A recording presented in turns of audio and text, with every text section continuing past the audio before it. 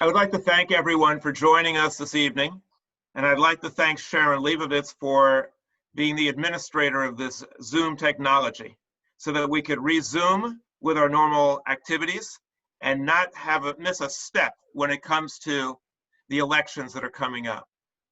Congregation Va-Dor is very unusual in many ways. For one, we don't fit into any category of denomination. Two, we merge Judaism and science. We do things in a rational, reasonable way. We actually hearken back to ancient Jewish tradition, which believed that an exchange of views, as they did in the Talmud, was the best way to try to arrive at the truth. And so we consider the elections to be so important that there's no way that our congregation would take a pass and not get involved. How do we get involved? We as a congregation do not advocate one candidate over another, but we absolutely believe in giving people the right and the ability to hear candidates. I held office. I've sued many government officials, and I know the ropes. And I know that tragically, unfortunately, our democracy today usually goes to the highest bidder. Usually it's not an election, it's an auction. Usually instead of people doing the talking, they're lobbyists and their money does the talking.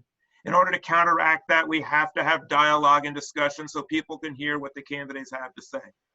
And that's why we organize this, and we will be organizing many other debates and discussions. I am happy and thrilled that one of the candidates, Guido Weiss, agreed instantly to come, in a New York minute, in fact. I don't know if you know where this expression comes from, a New York minute. That's the amount of time between when the light turns green and the car behind you honks their horn because you haven't moved yet. So in that instant, he said yes. Representative Frankel, we're still waiting for. I would never cast aspersions on anyone holding public office. That would be something that I know very little about.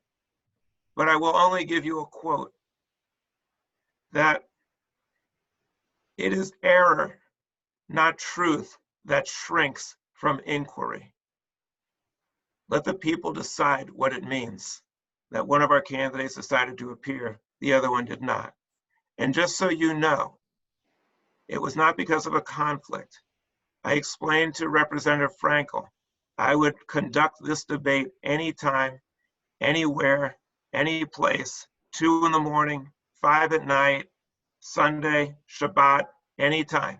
And I was told she did not have the time in her busy schedule to be here. But Guido is here. I thank him for being here and for respecting the voters enough to let them hear what he has to say. So I turn it over to Guido Weiss. If elected, he will be, I believe, the first person to speak Hebrew from the halls of Congress. And remember, my friends, freedom speaks with a Hebrew accent. Take it away, Guido. Well, thank you so much, Rabbi and Congregation Va-Dor.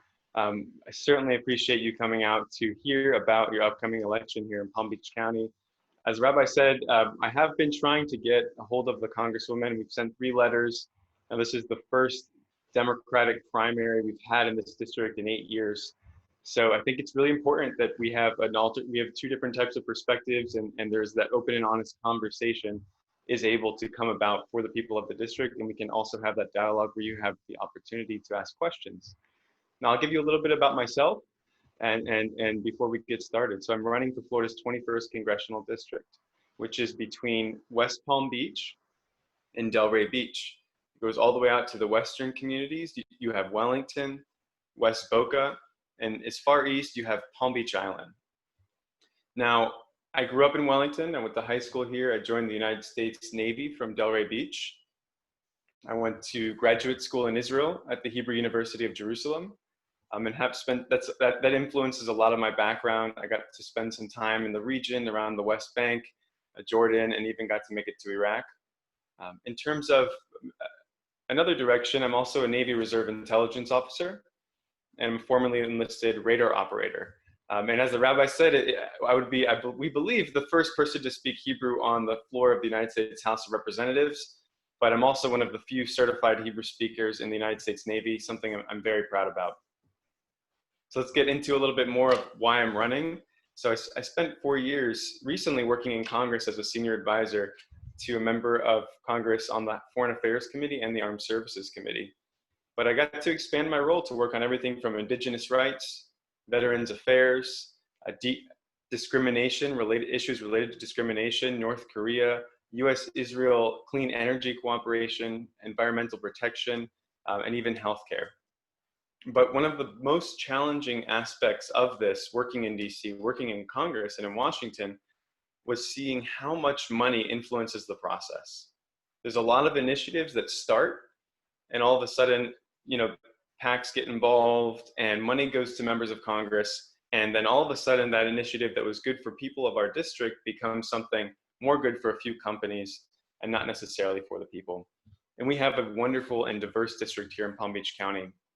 But right now, and one of my biggest criticisms of the Congresswoman is 95% of her money comes from companies and millionaire donors. It's not from, most of it's not even from here in Palm Beach County, and it kind of speaks to the policies that have been espoused over the past few years. And while I'm very critical, this isn't a campaign against Congresswoman Frankel personally. This is something, she's been great on certain issues. She's been a staunch advocate of the LGBTQ community and a longtime advocate for women's rights. She's done great on those things, but this is a campaign on policy change and structural change, and I think a failure of our political system. And I'm not going to hesitate to say things that are honest and true about how things have been going the past few years and bring awareness to these issues. Now, when I told people I was running, I got some great responses. I'm glad you're running. We need it. We need change. A number of local elected leaders have already come out to me and said, I can support you privately, but the public conversation is a bit difficult because there is a very strong top-down hierarchy within the party and within our system that there is retribution. There could be retribution at a later point. So I'll kind of get into a little bit about some of my criticisms and then what I plan to do and what I'm hoping that you'll ask questions about and we can have that discussion even further. So going from the beginning, we touched on this a bit already, pay-to-pay politics. What does that mean? Somebody pays a member of Congress, you have to pay in order to get your voice heard, and then the member of Congress or local politician does what you're asking. So, all the way back as 2007, grand jury of the state of Florida accused the Congresswoman of an administration of pay-to-pay administration in West Palm Beach when she was the mayor. And that included a number of examples of, X company gives money and gets X permit. And it just happened over and over and over again. And I think that's not necessarily the right thing for an elected official to do. Agriculture, I'm a very big environmentalist, and I want us to have a clean environment in Florida. We're wonderfully placed between the Everglades and the Atlantic Ocean and the beautiful Gulf Stream. But unfortunately, we have coral reef degradation, we have algae blooms, and a whole host of number of other environmental issues. The Congresswoman takes money from the companies that pollute our ecosystem the most. And unfortunately, because of that kind of how that system works, has not been an advocate of the community when public health issues need to be addressed. And this is very similar for weapons companies and military companies and investments that the Congresswoman takes herself in pharmaceuticals, fossil fuels, and big ag. Now, and also, as a politician for over 30 years, you would hope that you would have somebody with a record of serious accomplishments, but unfortunately, that's just not there. We don't have a large amount of accomplishments from the Congresswoman in the past 8 years, actually very, very little, and significant missed votes, and we can get into that more. But I just want to let you know, I'm a county native. I have no corporations in my pocket. I'm not in the pocket of any corporations. I have experience with our local issues, and I'm working on the necessary policy solutions to earnestly communicate with Palm Beach County and represent the people of Palm Beach County, especially this district in Washington, D.C. Now, what I'm working for, number one is healthcare. Universal healthcare. I believe that it is something that is a human right. I believe that, unfortunately, right now here in Palm Beach County, we have 121,000 uninsured people, and that's very problematic. I'm fortunate to live overseas in different countries and experience what it is to live in a system where you don't go bankrupt over healthcare costs. and where families are able to get healthcare, and the same prescription drugs they pay $6 or $7 for, we pay 90 or 110 or sometimes $200 for, because we have a system that's more influenced by money. And pharma industry, you'll see it in DC. I saw it in DC personally. It was very overly influential. We talked about this a little bit. I'm definitely in favor of a reorganization of how our energy economy works to really focus on renewables. The minimum wage, right now, the minimum wage in Palm Beach County, there was an MIT report put out recently, is actually a poverty wage. In this county, the minimum wage, especially if you have 1 or 2 children or more than 1 person household, the minimum wage is absolutely under the poverty level. So we need to work on raising our minimum wage, which deals a lot with issues we're seeing today all over the place. Criminal justice reform. We have a system, and this is another thing, that going back to the influence of money in politics, you have private prison industries lobbying Congress for longer sentences, for mandatory minimum sentences. A lot of things that influence, we're a country with 5% of the world's population and 25% of the world's prisons. And that frequently, even more disproportionately, affects minority communities, Black and brown communities. And we're seeing a lot of frustration today based off of the current criminal justice system that really needs a new look at. And I'm also, unfortunately, going to say that the Congresswoman herself personally has invested in these private prison companies. And that's another thing I'm very critical about. So I think our community needs to take a very close look at these issues. And to go one step further, I think that we need to have a change in representation in order to beat Donald Trump as well. I think the data shows, the data definitely shows that Obama won Florida, Hillary lost Florida, and Hillary wasn't able to inspire certain communities, certain minority communities and younger communities in the same way that Barack Obama was. And I think that truly our current representative isn't doing a good enough job to engage these communities, to bring out that force of people and have real change in our country's leadership. And not to mention, this is one of the other things that I like to bring up because I think it's so important, and I've seen it here locally. Our Democratic Party also needs an internal looking at.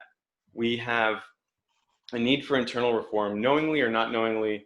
A lot of these incumbent Democrats that are more connected with companies than people, unfortunately, have left a lot of people out. You saw here in Palm Beach County, tens of thousands of Democrats go vote Trump during the election. And there might be some people here that on this call and on this town hall right now. I see that we have 30. We have a lot on Facebook as well a bit after. I think a lot of that is due to our Democratic Party not paying enough attention to the people who need it most, and going a little bit more in the direction of companies than people in the district. And we need to change that. And that's why I'm not taking any corporate PAC money.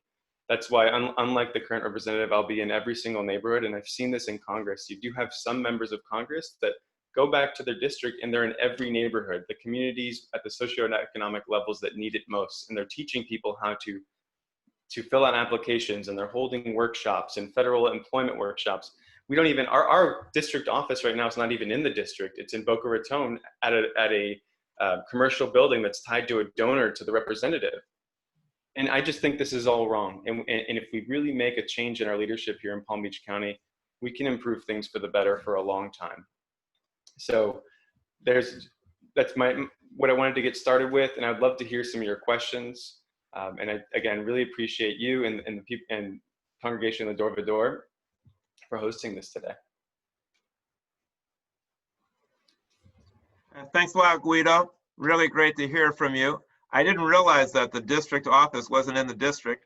When I served in this Florida House, that was illegal. We had to have our office in the district. I didn't even know that was possible. Yeah, it's outside of the district, connected to a donor. It's in actually Ted Deutsch's district. Wow. Yeah, I can confirm what Guido's saying and more, especially about the local Democratic Party. I mean, you got to figure that if Donald Trump could win an election, we're doing something wrong. I mean, the guy's a buffoon, and somehow he was able to win an election. There's something wrong here, and we need to do a better job of picking candidates based on qualifications and merit rather than how much money they can raise. I know that when I was in the Florida legislature, they just really were looking at what you could raise. And when I got in, I said, they gave me a list of lobbyists, said, call all these lobbyists, we need money. So I said, I don't raise money, I raise issues. I'll raise all the issues you want, I don't raise money. And that was it for me. They went after me and took me out. And there's another great candidate. You might have heard about him, Robert Watson. I don't know if you realize he was running for Congress. He would have been an incredible candidate. He would have served us so well. He's articulate, he's bright, he's honest, but that was his downfall. A little too honest and didn't want money from the special interest. Democratic Party took him out before he even got to run. They just said, you're out. And if you don't get out, we'll not only destroy your political future, we'll make sure you don't work in the community. We know how to do that. And he left. He got out of the race. This is criminal. This is sad. We need to get the best candidates that we can, not the ones who are best at raising money, the best who are raising issues. That's why I'm glad to have Guido here, glad to have people talking about the issues, and let's vote on people, not based on how long they've been in office or how many times they sold their soul to special interests. Let's vote on candidates who are the best and idealistic. And I'll say this about Guido also. Right now, our nation is going through some difficult times. We need real leaders, inspiring leaders, leaders who can galvanize the community and take us in a new direction. The last thing that we need is the same old tired status quo people who are just going to pay attention to lobbyists and not to the people. If anybody has any questions, I'm glad to hear them and take them, or comments, go right ahead. Rabbi, I saw that Toby Koritsky had a question, and so did Emily Jacobs.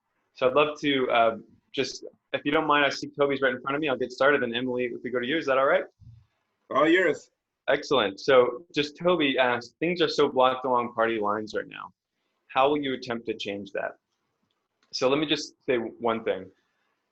Our campaign finance system really encourages this two-party, I'm angry at you all the time system. You have church-related groups and gun-related groups and chemical-related groups and oil groups that support Republicans, and that they support and they put a lot of money into creating friction with those who are not on the same side as those various special interest groups.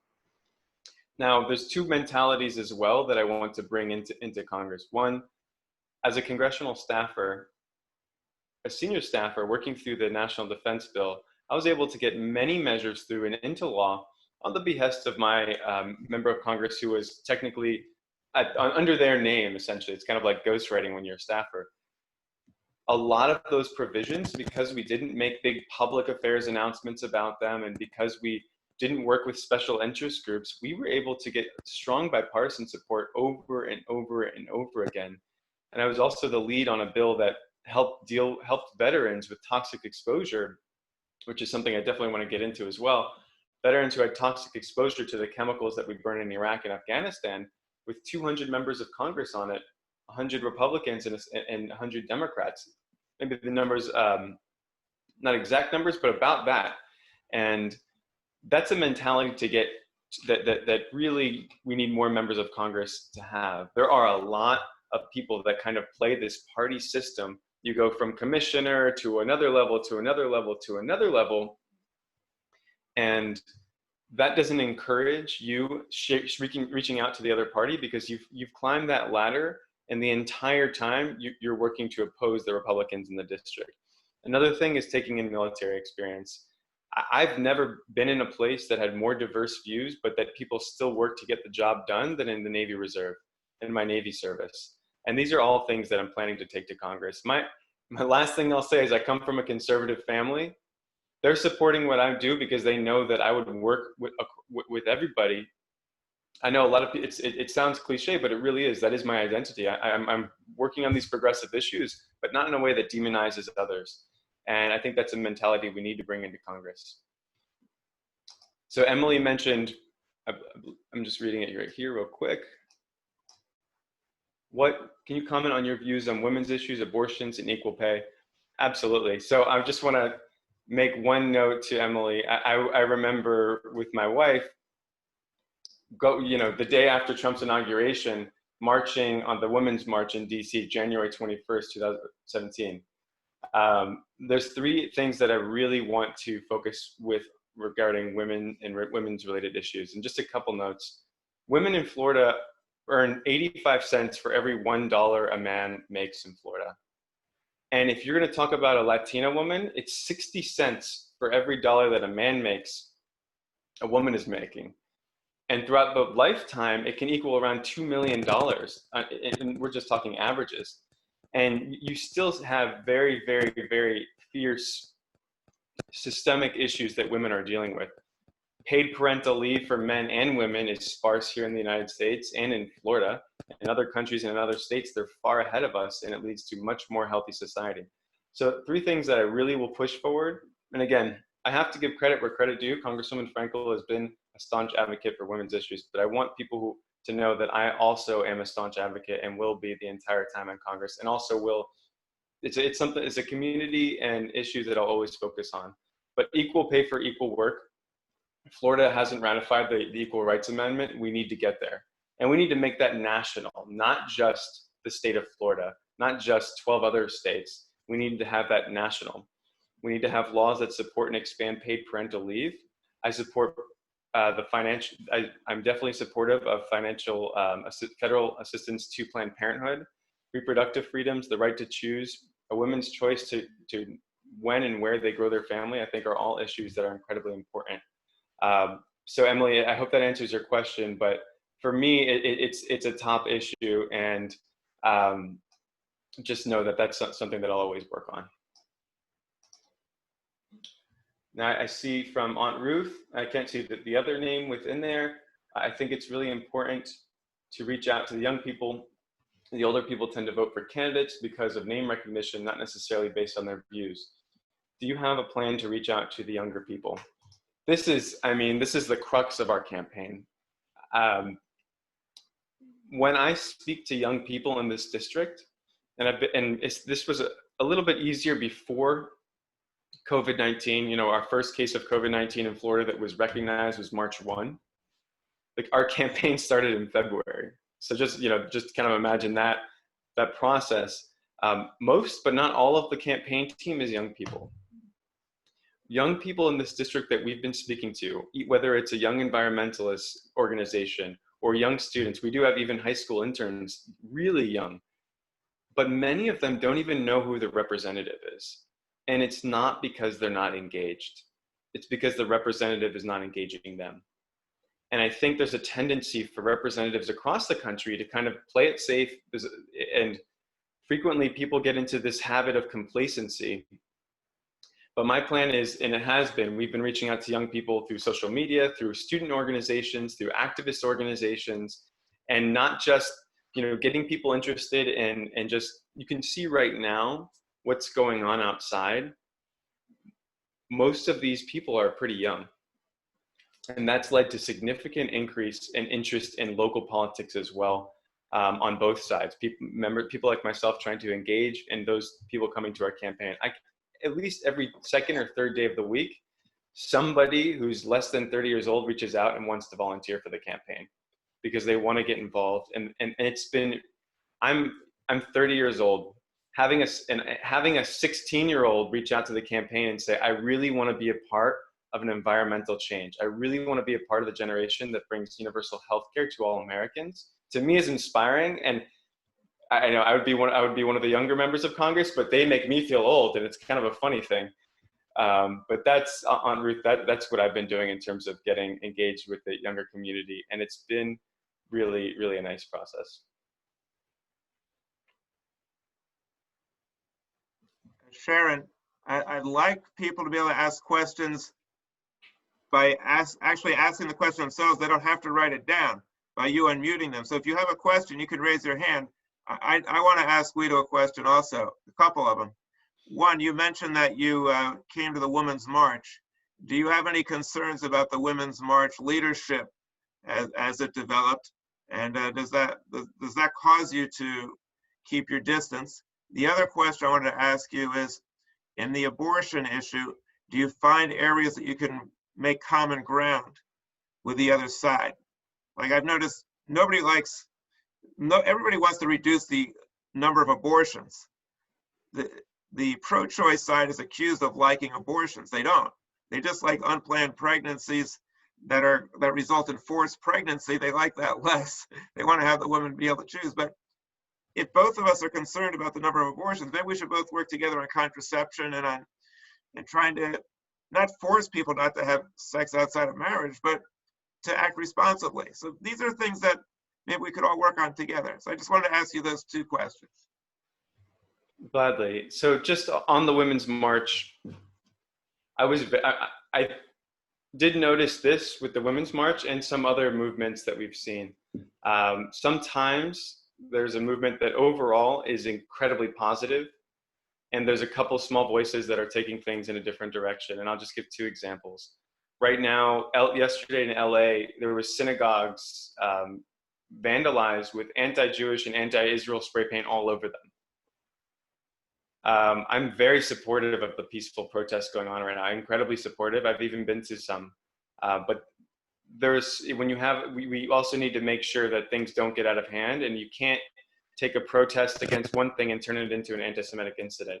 And I was very, very sad to see all the photos that came out of LA yesterday of synagogues, Jewish stores, kosher delis. There was my favorite restaurant in DC was vandalized. It was an Israeli vegan restaurant. It's called the Shuk, that when I was a staffer, I would go to all the time. So I just think in that sense, we need to, while very much pushing, and I think President Obama has had it right in terms of trying to be the leader, pushing for, being very responsible and against any type of vandalism and anti-Semitic comments associated, distracting from the larger goal here. And the Women's March, which was a nationwide organizing factor, led to a lot of engagement in Congress and a lot of young women engaged that I thought was incredibly wonderful. At the same time, you also had, and I remember seeing it there, a few people that took it into a Jewish issue and turned that into an anti-Jewish or anti-Israel related discussion. And I will definitely not stand for taking something so powerful and positive in one direction and having a small group turning it into something else. So I think that just to answer your question on that, I would rather us focus on the larger objectives of advancing women, of advancing Black and Brown communities. Just in terms of on the abortion, I think that you're right. I think sometimes when you talk to people in terms of, you change the terms and you talk about education, you talk about Planned Parenthood being involved from a much earlier process.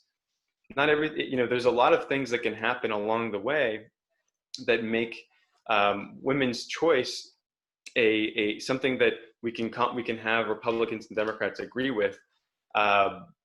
So investing in education and contraception and being more proactive, I think, is something that, and I remember there's a lot of Republicans that are a little bit more supportive of that. And it doesn't even have to come down to what you mentioned before as just anti-abortion, pro-abortion, because the narrative can sometimes be shifted by people who are vehemently against something. I just want to share something with you. I served on the board of Planned Parenthood, done a lot of litigation over abortion rights. There's no other organization in the United States that has reduced the number of abortions more than Planned Parenthood.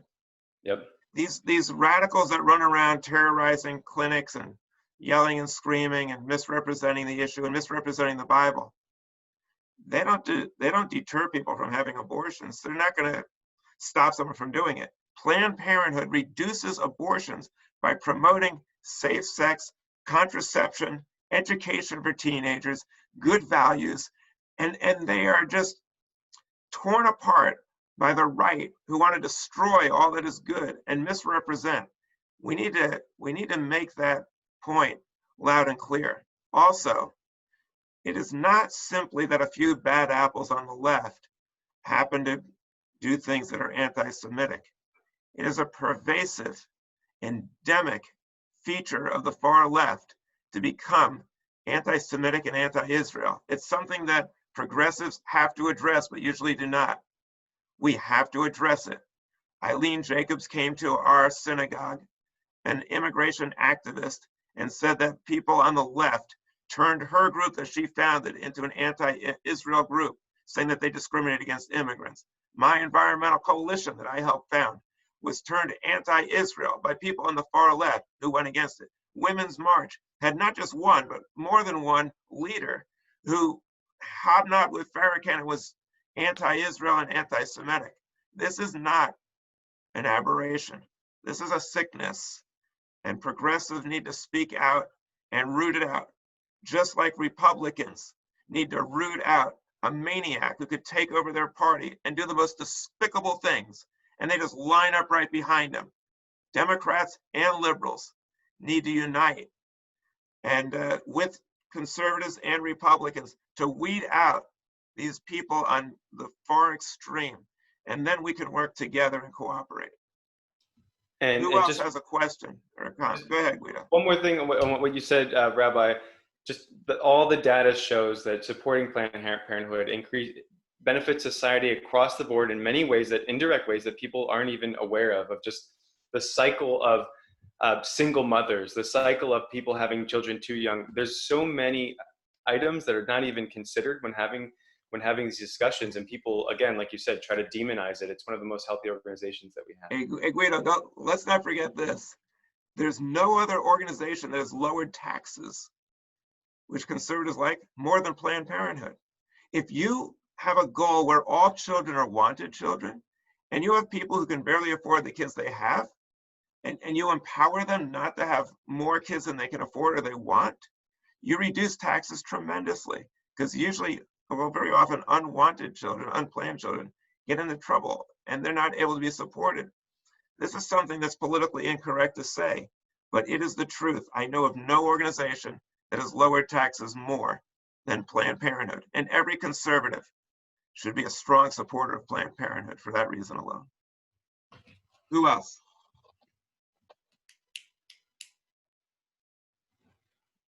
Carol?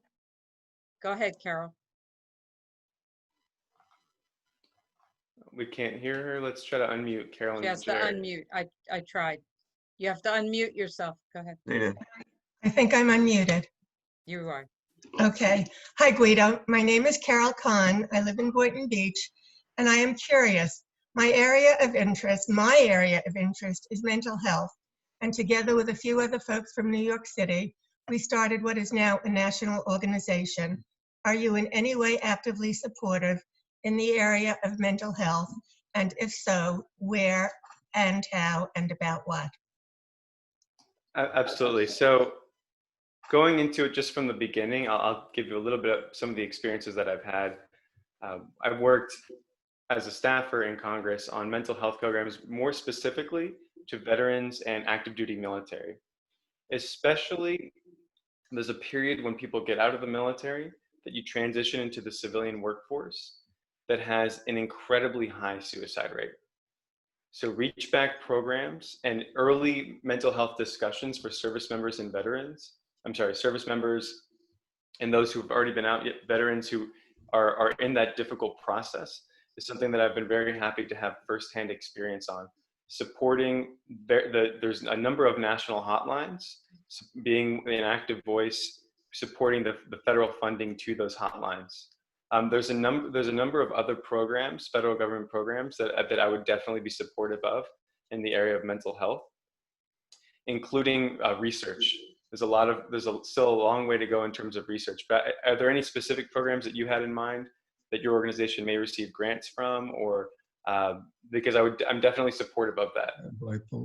Okay, well, actually many years ago, some 40 years ago, together with a few people from New York City, we started what is now a national support group for persons who suffer from bipolar disorder. So, you know, it happens to run in my family. My father was bipolar, and we started what is now a national organization. Excuse me. We were invited to Capitol Hill, where I had dinner with Chip O'Neill, and that's my area, not of expertise, but of interest. So I was just curious as to, you know, what your feelings are about that and how strongly you feel about that. So I can share a little bit more. I also come from a family that has actually at least a significant number of people that have suffered with and had issues dealing with bipolar disorder and needed assistance on it. One, I think that supporting a more universal healthcare program, decreasing the prices of treatment for people that have certain, whether there's medication issues or whether it's specific types of in-person treatment, I think that those should be covered and be a part of the system as well. I'm definitely a supporter of the various federal programs that are specifically tasked to mental health. And I know from experience that especially on the service member side, and again, it's not just service members, but especially on the service member side, we are really far behind. We're far behind the world in terms of the mental health of our service members. And we're far behind the rest of the country in terms of the civilian to military counterpart. I don't want to make this just about the military, but I just happen to have some personal experience with that. But I would definitely be supportive. Okay, thank you. Absolutely. I have a question for Guido now. Sure. First of all, why do you think it is that there's such a high suicide rate among the military? And also, Lois Frankel is not here, so you're going to have to answer for her now. I'm going to ask the question to you. You can answer.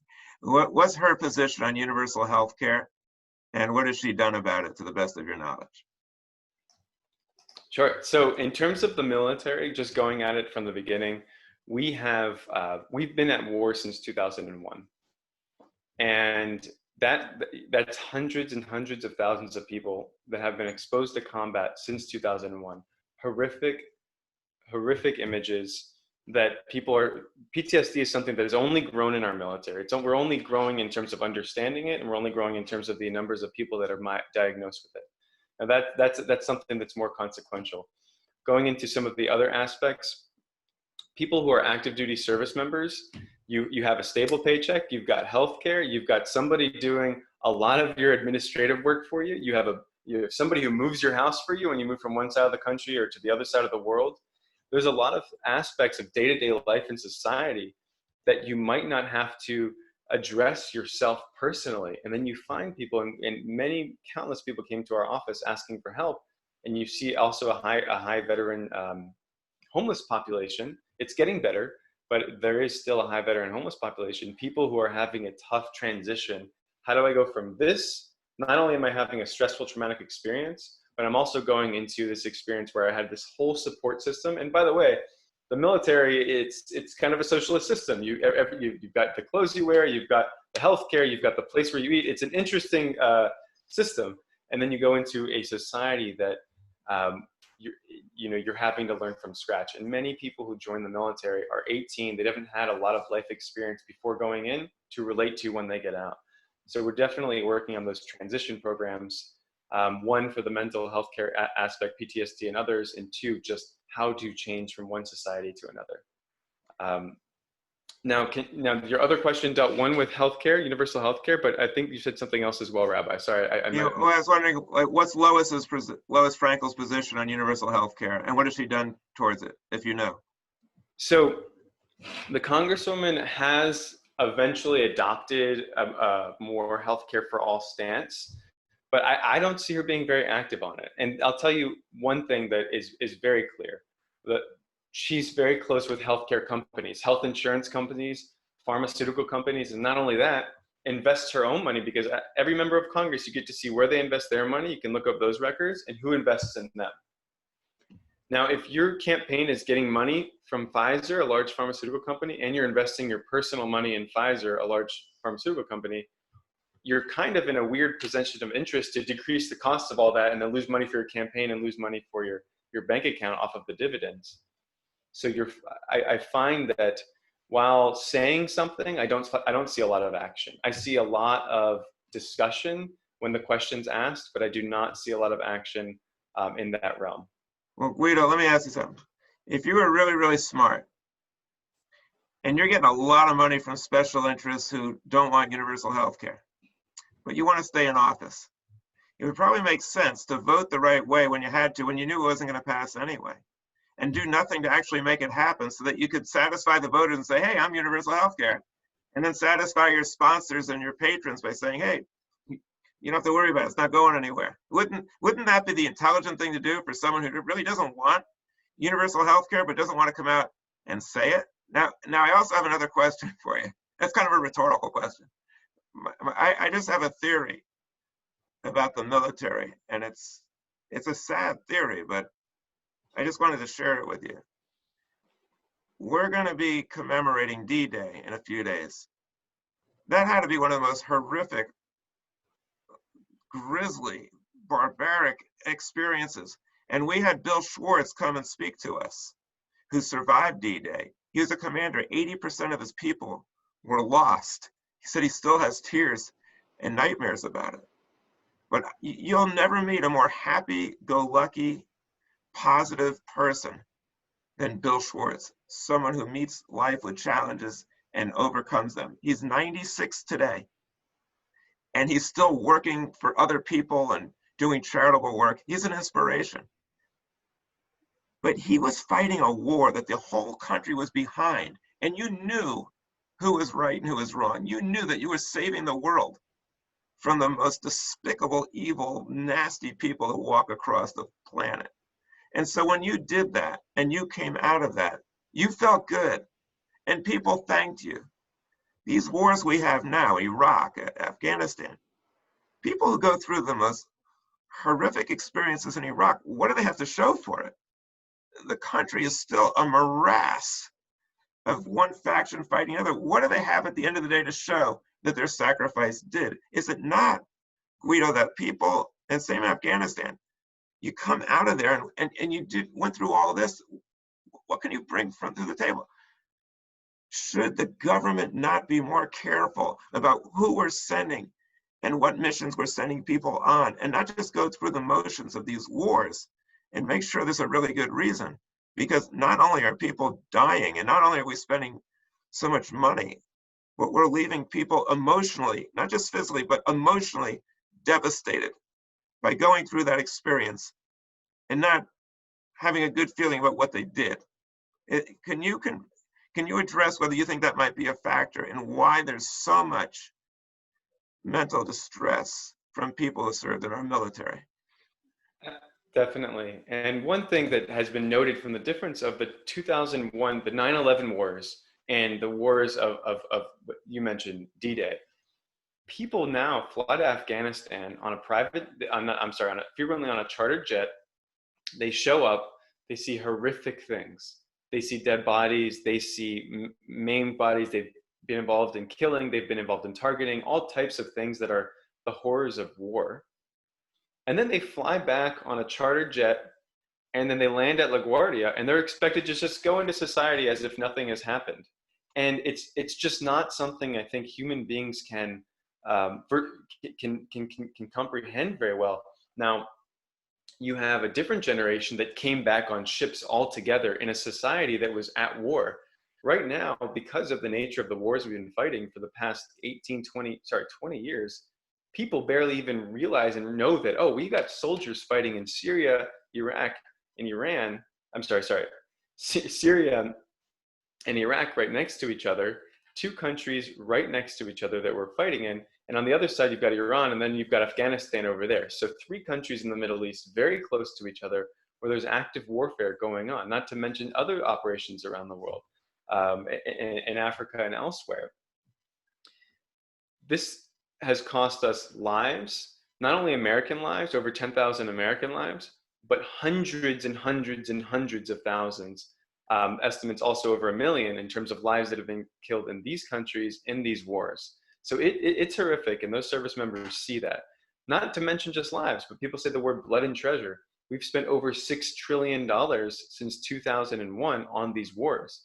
That's money that you can spend on a lot of things. You could have redone national infrastructure. You could have put that into education and free college education like you have elsewhere. You could have put that into healthcare.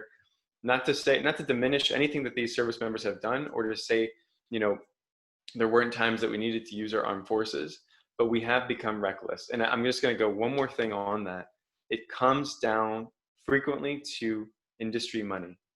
You have companies that pay for members, they give members of Congress campaign money who are hawkish.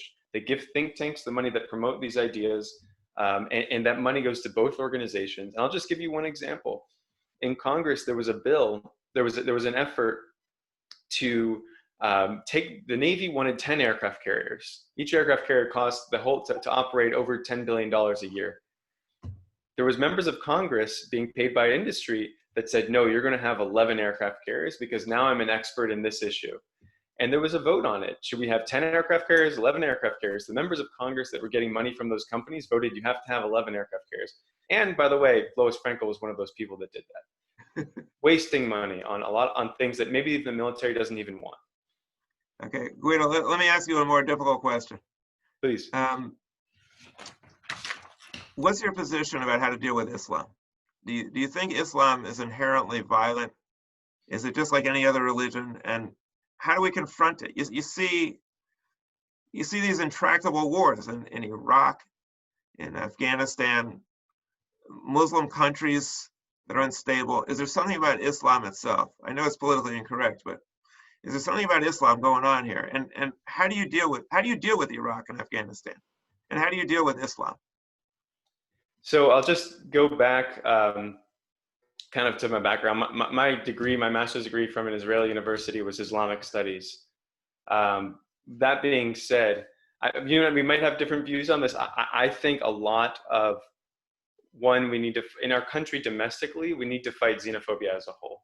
You do have circumstances where tensions flare up between the United States and a Muslim country, and then mosques are desecrated and hate speech is all online towards those Muslims in the United States.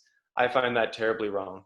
I find some of our, you have a country like Iran that is, we're frequently in an agitated relationship with.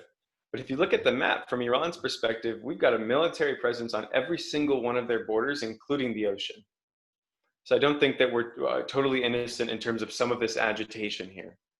I think that we can do a lot better in terms of, one, in our own country, promoting a less xenophobic environment, and two, overseas, there are ways that we can reduce tensions rather than increase tensions, and you see this happen over and over again. But that's not to say we shouldn't be engaged in our national security efforts. Doesn't matter what religion the person is. Any person who has plans to harm American citizens or civilians, we need to take that long-term approach to and prop up those national security efforts. And right now, a lot of those efforts deal with counterterrorism, and a lot of them are Islamic terrorist organizations. That might not exactly have been the way you were going, but that's definitely my view on the issue. Well, actually, I was going to try to find out what your view is, and you shared that view, so I appreciate that very much. Absolutely. Well, you've been a great guest, and I want to turn it over to other people too if you have other questions to ask. So have at it. Let me just ask you, Guido, before you go. What do you think about what's going on now in the country with all the unrest and the violence? What do we do about it? And what's Lois Frankel doing about it? And what should we be doing about it? So one thing that this is another criticism I have of Congresswoman Frankel. You can't be a member of Congress of a very diverse district, a district that is 25% Latino, 15 to 16% Black, and just show up on MLK Day for a photo op. That is not the type of representative we need. We need somebody who's there every single time they're in the district. And when they go to DC, they represent those communities.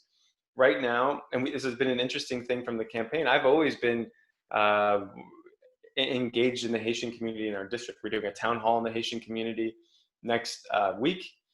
All of a sudden you have Congresswoman Frankel after 8 years talking about the Haitian community out of nowhere. And I think that there are certain communities that I'm bringing to light that she's ignored by being somebody who's engaging them from day one and not just when the need is. And you see that in her staff, you see that in the events that she does. If you look at her town halls, you barely see anybody of color.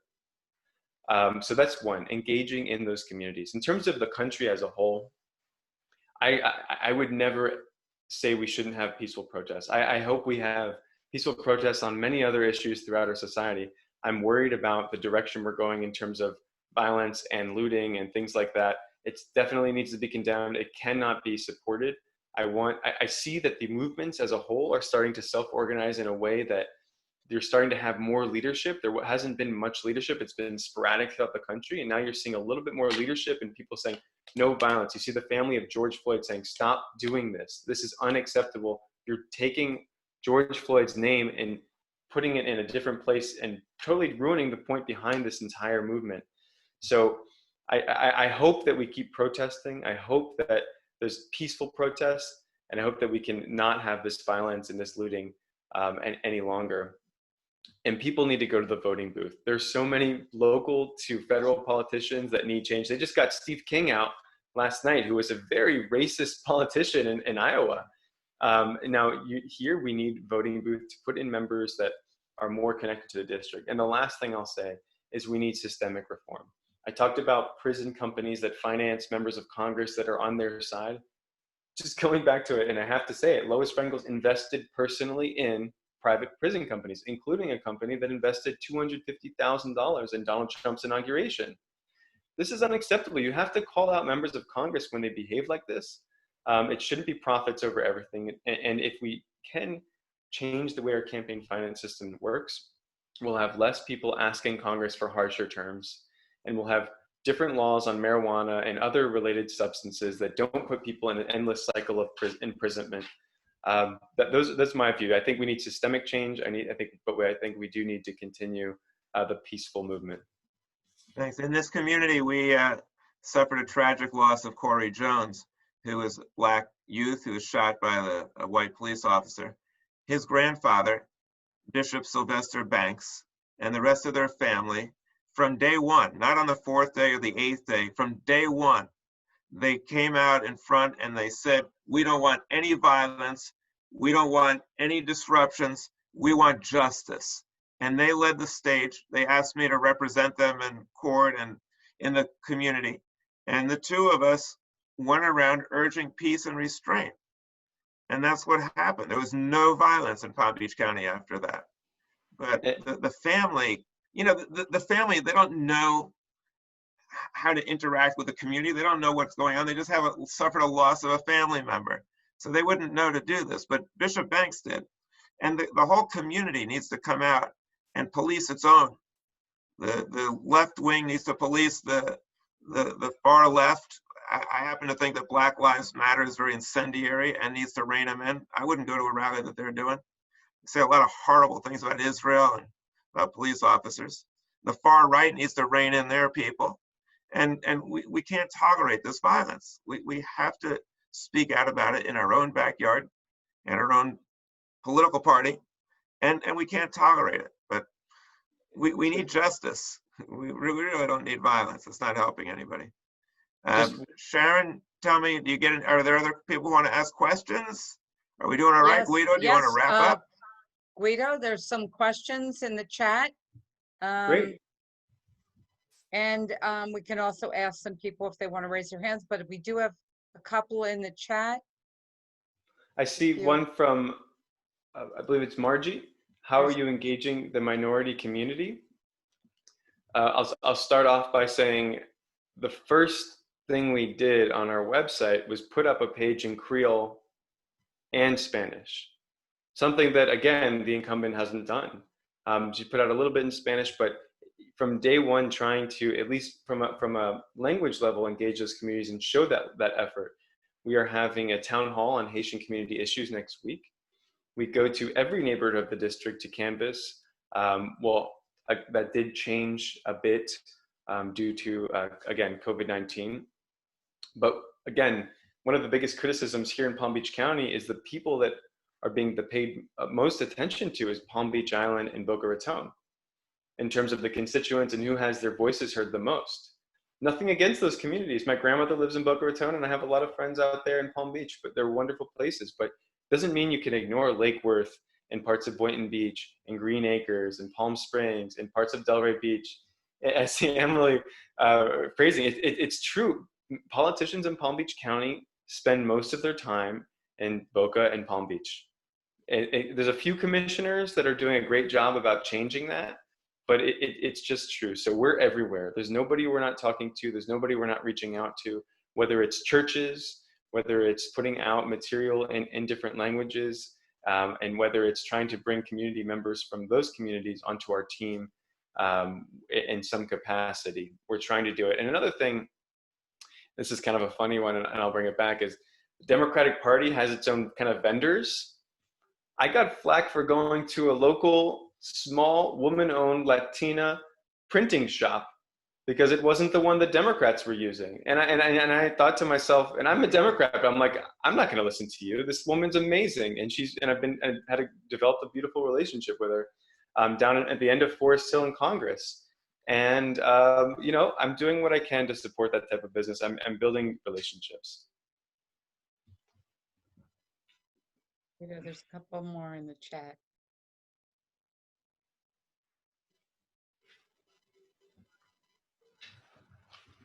Okay, how do you feel about charter schools, from Linda? Just a quick note on that. I know that around here, there are some great charter schools, and our community has benefited from some of them. That being said, there have been a number of cases of charter schools that take things the wrong direction and misuse the public funding, and people have gotten rich off of certain charter schools. And there's definitely a movement within the more right wing to take away certain public schools and turn it into charter schools, and people have made a lot of money off of it. Because how they regulate it, their self-regulation is not as regulated as a public school. So my view is this: I support public schools, but I do admit, and I do admit certainly that there have been some really positive examples of charter schools when done right. In Washington, D.C., there's this beautiful example of a school that is a charter school that is a Hebrew and English-speaking charter school that is in a Black community in Northeast D.C., where you have a Jewish and Black community mixed together, and they have Hebrew class. The charter school is designed to also teach Hebrew. It's a day school, and it seems to be well run and successful, and has a lot of students with great stories.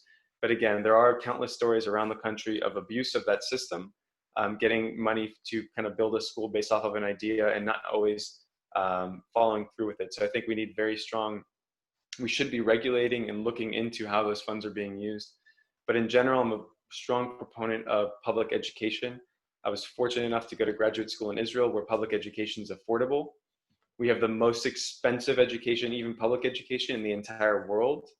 And it doesn't have to be that way. There's a lot of countries that do it much better than we do on a workable budget, and have high amounts of public education across all spheres. So I'm definitely a strong proponent of public education.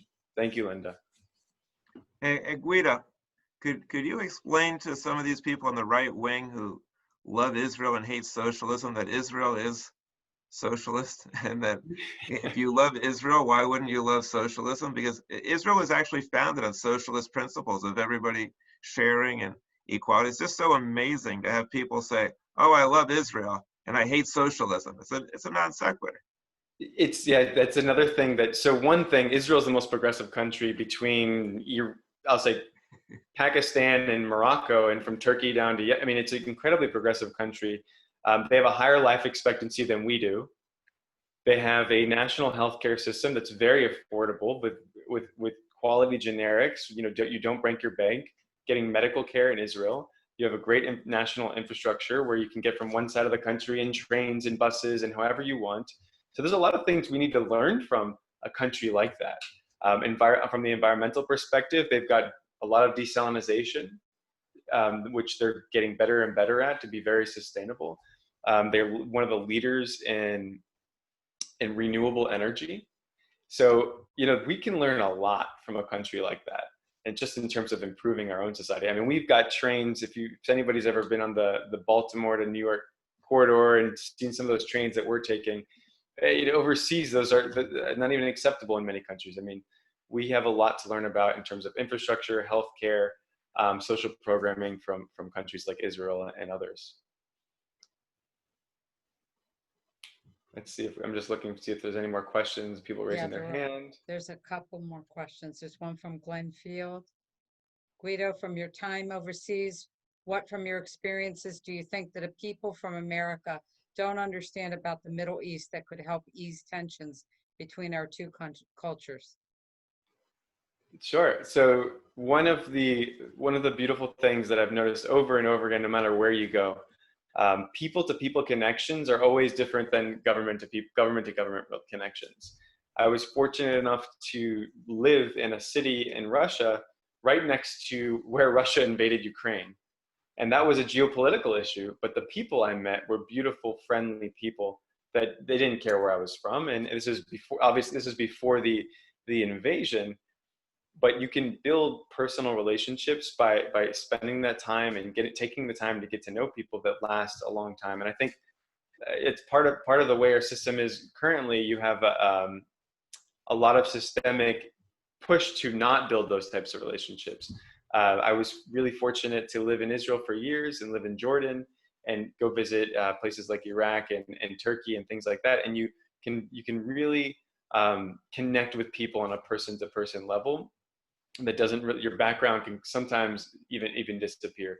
So I think that one of the things that I would point out to Glenn and others is no matter what country it is or who it is that is our rival, I think it's important for us to consider that there's always human beings in that country that are similar to us in terms of what they want, and to never forget that. It doesn't matter who it is, well, even though maybe their government or their system is looking at us from a militaristic way, and we do frequently have to respond to those types of threats, and we have to always protect our citizens, just to always keep in the back of our mind that every society is there's real people in each society. Hey, Guido, that's a good message for Republicans and Democrats to remember too. If you're a Democrat, these Republicans, they're real people too, and we need to get along. We need to just break down barriers and stop getting so angry at people and stop thinking if I disagree, I have to be disagreeable. Your message is very important for our country, just within our own country, as well as dealing with other nations. Absolutely, definitely. And you notice that in the military when you're not allowed to talk about politics in uniform. And you don't necessarily, sometimes people break the rules. I definitely have seen it before, but frequently you don't know what somebody's political party is. You might be able to guess, but you don't always know. And you can still build a beautiful relationship with somebody and literally have no idea what their political party is because you've only worked with them in uniform. And we need more public servants that can act like that. Now, I see something about Emily, from Emily Jacobs Robarts. I'm just going to read it really quickly. She said, never mind. Never mind. Were there any more questions?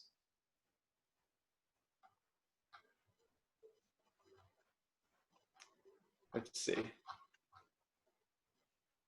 I see a message from Arlene.